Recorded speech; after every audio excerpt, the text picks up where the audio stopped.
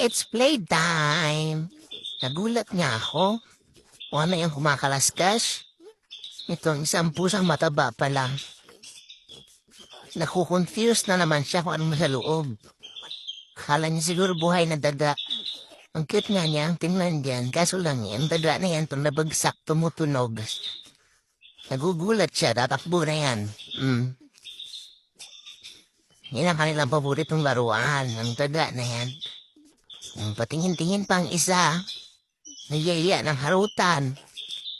So may time talaga na gusto nilang maglaro. At inahayaan pong maglaro, kaso lang napaka-moody. Kapag ganyan, alam nilang nakikipag-ano ka sa kanila, wala na mangganang makipaglaro. Kita mo, ayaw na maglaro. Natakot na. Bilis niyang manawa. Ayaw ng pansin.